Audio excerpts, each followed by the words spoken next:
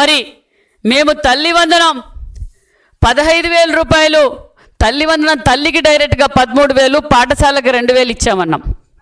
మరి మీరు నిన్నటి రోజు నుంచి మా యువ నాయకుడు నారా లోకేష్ బాబు గారు జోబిలేకి తల్లి వందనం డబ్బులు 2,000 వెళ్ళాయని అంటూ జగన్మోహన్ రెడ్డి గారు చెప్తున్నారు. మరి జగన్మోహన్ రెడ్డి గారు, నేను ఇక్కడి నుంచే సవాల్ విసురుతున్నాను.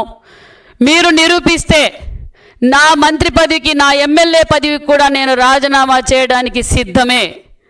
నిరూపించలేకపోతే మీరు పులివెందుల ఎమ్మెల్యేగా రాజీనామా చేయడానికి సిద్ధంగా ఉన్నారా అనే విషయం కూడా మీకు తెలియజేస్తున్నాం. మీరు అనవసరంగా ప్రజల్ని డైవర్ట్ చేయాలనుకుంటున్నారు. ప్రజలు మిమ్మల్నే డైవర్ట్ చేశారనే విషయం మీరు తెలుసుకోవడం లేదు.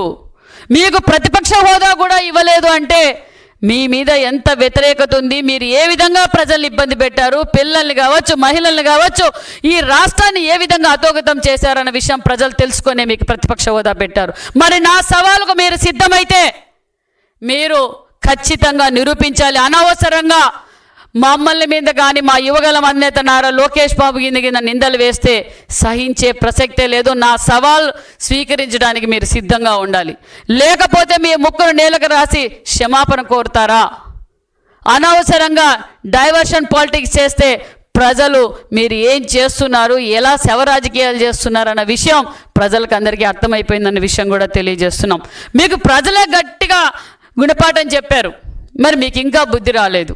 మరి నేను తెలియజేసేది ఒకటే, మేము ఏదైతే మాట చెప్పామో ఆ మాట నిలబెట్టుకున్న ప్రభుత్వం ఎన్డీఏ ప్రభుత్వం అని కూడా తెలియజేస్తూ, మరి మీరు ఏ విధంగా 19లో మాట చెప్పారో అవన్నీ ఫెయిల్యూర్ అయ్యారనే ప్రజలు మాకు అధికారం ఇచ్చారనే విషయం కూడా తెలియజేస్తూ, మరి ఈ తల్లిదండ్రులకి మరి మాకు సహకరించి మీరు ఏదైతే ఏ సంపూర్ణమైన మెజార్టీతో మీరు మమ్మల్ని గెలిపించారు, రాష్ట్రం అన్ని రంగాల్లోనూ అభివృద్ధి జరుగుతుంది.